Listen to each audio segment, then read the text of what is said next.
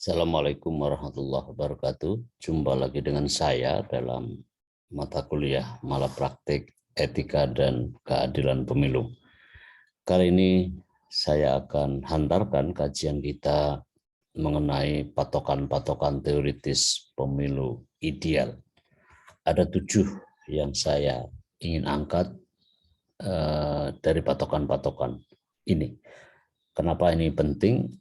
Karena bagaimana mungkin kita bisa mengukur malapraktek, electoral fraud, ya, pelanggaran, electoral violation, dan seterusnya, jika tidak ada gambaran mengenai patokan.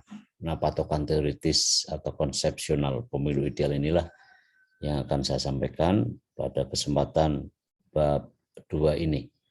Kita akan masuk ke yang pertama. Patokan pertama, freedom and fairness. Beberapa konsep atau teori berikut ini itu adalah patokan pokok untuk membandingkan betapa malapraktek pemilu, etika pemilu, dan keadilan pemilu memiliki permasalahannya sendiri. Dengan kata lain bahwa konsep atau teori ini adalah jadi alat ukur untuk menilai dengan hasil kesenjangan antara konsep atau teori dengan fakta empiris antara das Solon dengan das Sein, ya, antara fakta atau realita dengan sesuatu yang seharusnya, antara yang senyatanya dengan yang seharusnya. Kita masuk poin kebebasan, freedom. Kebebasan ini penting untuk kita bisa melihat bahwa yang namanya pemilu itu adalah untuk mewujudkan kaitannya dengan hak untuk memilih, right to vote, satu pihak kepada pihak lainnya, hak untuk memilih satu pihak kepada hak lainnya. Satu pihak yang pertama adalah pemilih, satu pihak yang lainnya adalah yang dipilih, sedangkan paksaan menutup kemungkinan pilihan. Jadi kalau orang dipaksa untuk memilih, itu berarti akan menutup kemungkinan pilihan, karena bukan lagi pilihan, tetapi adalah paksaan. The absence of choice, itu adalah kebebasan dalam pengertian elektoral. Nah, kebebasan juga membuka kesempatan pemilih menggunakan hak memilihnya secara leluasa. Dengan bebas, ada kesempatan buat pemilih untuk memanfaatkan, menunaikan hak memilihnya secara lebih leluasa, termasuk bahkan tidak memilih sosok yang tidak diinginkannya. Kebebasan atau freedom. Yang berikutnya, dengan misalnya memaksa pilihan, itu sama saja dengan memaksakan kebebasan. Ya, karena apa? Karena freedom is the essence of democracy. Bagus banget ya kalimatnya, bahwa kebebasan itu adalah esensi dari demokrasi. Freedom is the essence of democracy. Ya, kebebasan itu adalah esensi dari demokrasi. Kalau esensinya saja tidak ada, maka ya pemilu tidak ada artinya, karena tidak adanya freedom. Nah, saudara-saudara, kita akan lanjut ke hal berikutnya yang masih setara dengan itu. Sebanding dengan itu adalah fairness atau keadilan. Ini berkebalikan dengan perlakuan tidak setara, unequal treatment, yang disebut juga ketidakadilan. Yang dalam demokrasi adalah adanya suasana kelapangan untuk menunaikan hak-hak politik dan hak sipilnya. Suasana lapang, bebas untuk menunaikan hak-hak sipilnya. Perlakuan yang adil kepada setiap pihak tanpa kecualinya itu adalah keadilan, tidak memihaki satu golongan dan tidak melepas hak-hak golongan lainnya. Itu adalah prinsip keadilan dalam pemilu. Nah, keadilan juga berarti adalah keteraturan. Ya, adil itu juga adalah regularity, yakni tidak bias di dalam menerapkan aturan. Tidak bias di dalam menerapkan aturan, ya. Lalu juga masuk akal, gitu ya. Adil itu masuk akal. Kalau ketidakadilan ya ketidakmasuk akalan. Ya, tak terlampau tak seimbang dalam mendistribusi sumber-sumber daya yang relevan di antara para kompetitor atau pesaing. Ini adalah fairness. Jadi free and fair,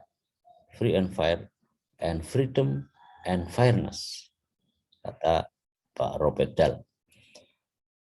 Nah, yang kedua, saudara-saudara, konsep yang kedua adalah free and fair election. Ini sangat terkenal, yang di Indonesia sering secara simplifikasi diartikan sebagai yang bebas dan jujur, ya, jujur dan adil. Nah, konsep ini menandaskan bahwa para pemilih berada dalam suasana mandiri. Dia itu juga percaya diri dan tidak terhalangi oleh keadaan apapun dan oleh siapapun, termasuk terbebas dari kecerobohan dari seluruh jenis pembersihan WNI dari daftar pemilih. Ada semacam cleansing, ya, yang kita kenal dalam rangka untuk merapikan daftar pemilih. Terpaksa dia harus menyoret beberapa pemilih yang karena alasan tertentu, selain tidak memenuhi syarat sebagai pemilih, juga adalah pemilih yang sering misalnya ada ghost voters, ya, pemilih hantu gitu, ya. Itu jangan sampai seorang tidak boleh secara semena-mena para petugas untuk mencoret itu. Nah, khusus peserta pemilu bebas untuk menggelar kampanye bebas dalam meyakinkan kepada pemilih untuk memilihnya. Juga bebas saat mendaftar, bebas lapang dalam suasana suara itu dihitung secara apa adanya, secara objektif, dan dipublikasikan hasil perolehan suaranya itu. Free and fair election. Prinsip adil berarti tiap pihak. Jadi prinsip adil itu dengan demikian bahwa setiap pihak, baik pemilih maupun peserta pemilu, diperlakukan secara setara, secara objektif, tanpa diskriminasi karena latar belakang ras, etnik, minoritas agama, ataupun pendapatan ekonomi. Jadi semuanya harus diperlakukan secara adil, berimbang, tidak memihak. Itulah konsep free and fair election, patokan kedua. Nah, patokan ketiga adalah freeness and fairness election. Ini istilah dari satu konsep yang mungkin saudara menangkapnya baru, ya. Saya menerjemahkan bahwa freeness of the election, keadaban pemilu. Jadi pemilu juga perlu keberadaban. Kenapa? Bahwa proses-proses sebelum dan sesudah pelaksanaan hari H, election day, voting day, itu menentukan penilaian tertinggi apakah pemilu yang digelar di satu negara atau satu daerah, apakah dalam suasana damai, apakah dalam suasana demokratis, dan apakah dalam suasana penuh keberadaban. Itu adalah freeness of the election, keadaban pemilu. Keadilan pemilu, fairness of the election, ini adalah indikator paling konkret dari keadilan pemilu itu sendiri.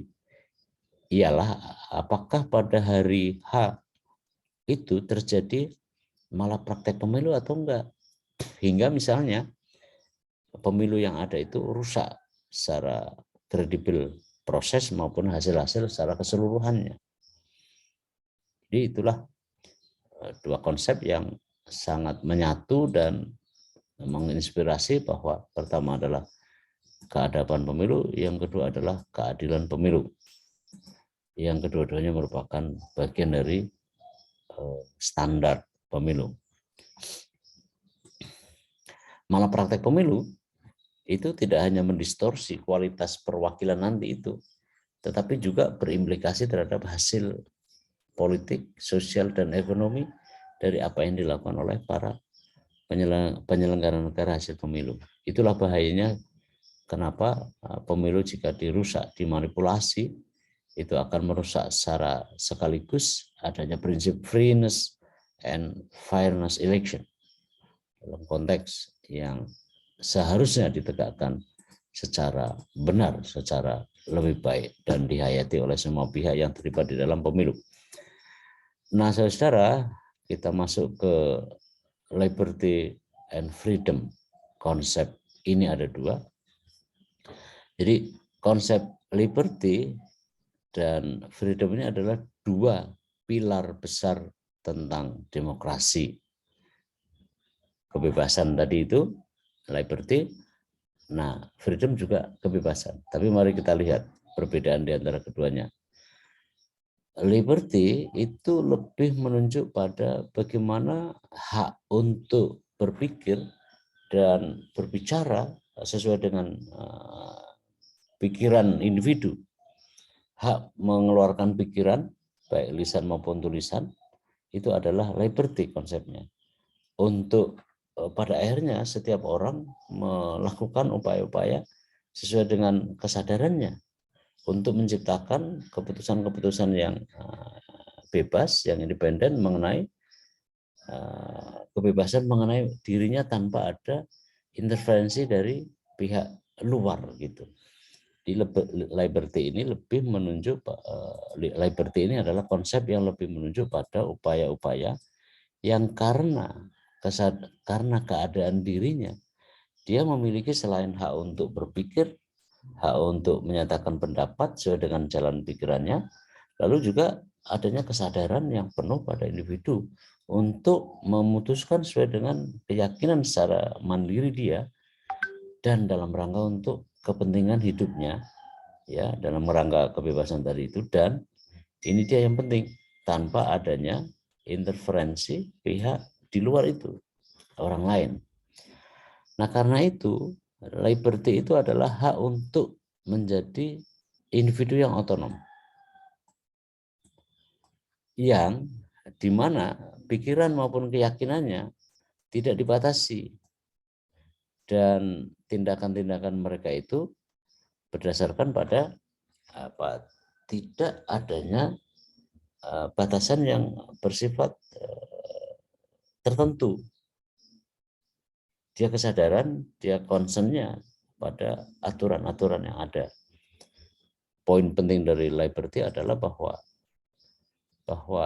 liberty lebih menekankan pada kebebasan, sama-sama kebebasan. Liberty juga kebebasan, freedom juga kebebasan. Tetapi liberty dalam pengertian kebebasan ini adalah ini dia, lebih bersifat, kalau saya menyebut internalisasi kebebasan internalisasi.